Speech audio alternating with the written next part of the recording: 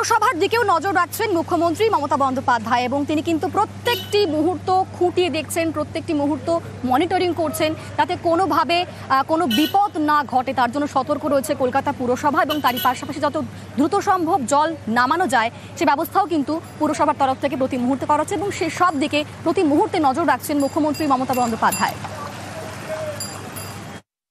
আমি কলকাতা কর্পোরেশনের mayor secretary এবং পুলিশের সাথে কন্টিনিউয়াস কন্টাক্টে আছি।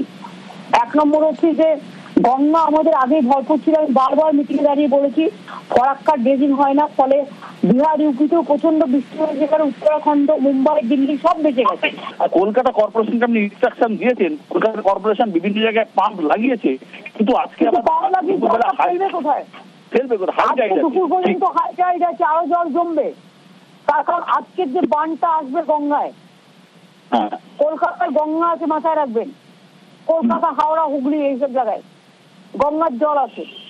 গঙ্গায় হাই টাইড বান আসবে আজকে, মহালয়ের দিন থেকে হাই টাইড বান হয় এবং আজকে লাস্ট বানটা আসবে হাই টাইড বানটা, তারপরে আস্তে আস্তে লো হবে।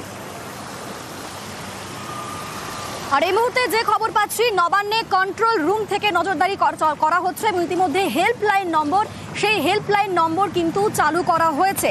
বিদ্যুৎ নিয়ে সমস্যায় সরাসরি নবান্নে ফোন করতে পারবেন, নবান্নের তরফ থেকে হেল্পলাইন নম্বর দেওয়া হয়েছে।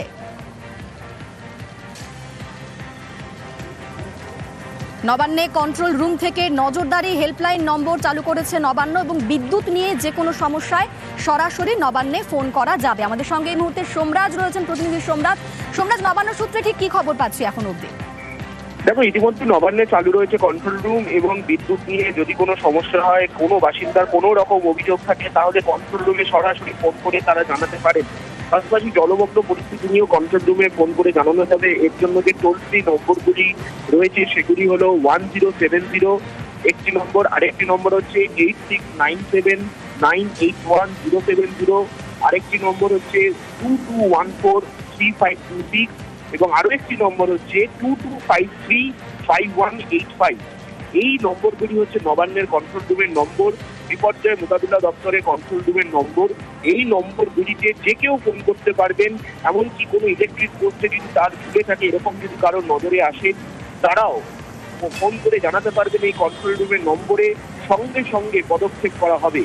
ইতিমধ্যেই রাজ্যের মুখ্যমন্ত্রী মনোজ বিপর্যয় মোকাবিলা দপ্তরের কন্ট্রোল রুম থেকে কলকাতা এবং তার সংলগ্ন এলাকায় যে জলমগ্ন পরিস্থিতি তা নিয়ে প্রতিনিয়ত নজরদারি চালাচ্ছেন এবং কন্ট্রোল রুমে ইতিমধ্যেই যে ফোনগুলি আসছে সেই ফোনগুলি আসার পরই তৎক্ষণাৎ বিদ্যুৎ দপ্তর ও বিপর্যয় মোকাবিলা দপ্তরকে প্রয়োজনীয় পদক্ষেপ নেওয়ার নির্দেশ দেওয়া হচ্ছে।